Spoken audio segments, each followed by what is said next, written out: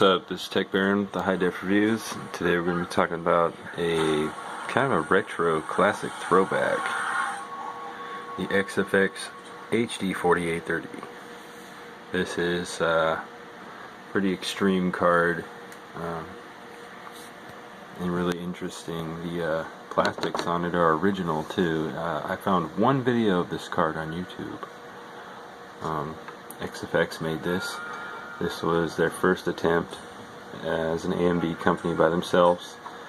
XFX used to make NVIDIA cards only, and then they made this. This was the first gigahertz capable, almost, like, pretty much almost could get to a gigahertz pretty much with the core clock if you tried really hard and had a custom V BIOS.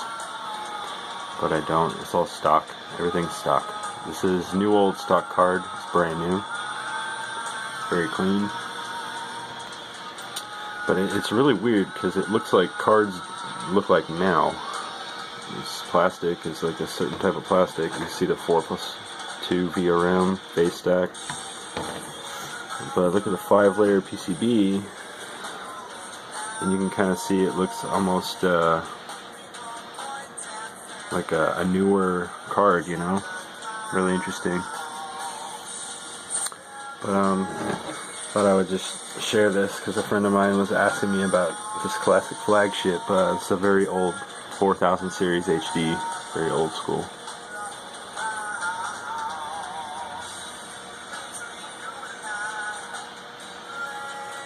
Here's my red series RX 560 MSI Aero, and over here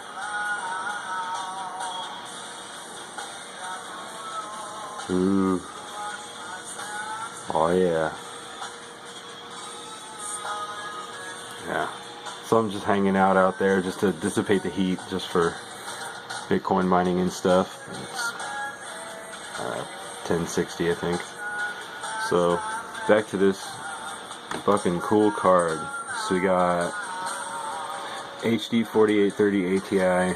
It's a PCI Express 16x capable PCI Express 2.0, so I thought it was only 4x or something, so that's good to know. You can run 2 monitors with it. DirectX 10.1 is as high as you get, so flagship AAA games are probably a no-go on this thing. It's a pretty limited amount of output power, but for the time, this was way before TSMC and the 14 nanometer process and like all that shit, so you know, if you look on the back, you can tell that the die is fucking huge. So it's definitely a relic from the past, that's for sure. Before they made the chips really small and shit. 575 megahertz on the core clock. This particular card was manufactured by XFX. It's kind of interesting. I like XFX cards because they're kind of rare. It's had 512 megabytes of GDDR3 SD RAM. It's pretty old school, because 4 and 5 is what cards use now. Mostly, you know. Requires a 6-pin, so you gotta have a good power supply to run it. You got 6-pin right there. So 256 bus.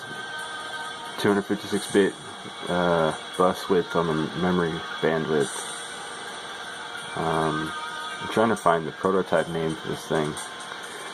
It was certified up to Windows Vista, nothing higher, so it doesn't run really well on Windows 10. You gotta force it or use WHQL, which kind of sucks. But yeah, the RAM DAC is 400 megahertz. Yeah, there used to be a prototype name for this thing. I think it was Tahi XT, Terrascale X2, something like that. But pretty cool.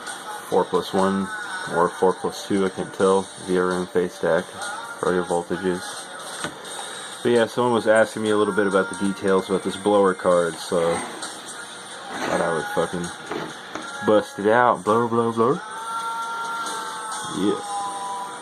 Anyway, Give me back. Tell me what you think.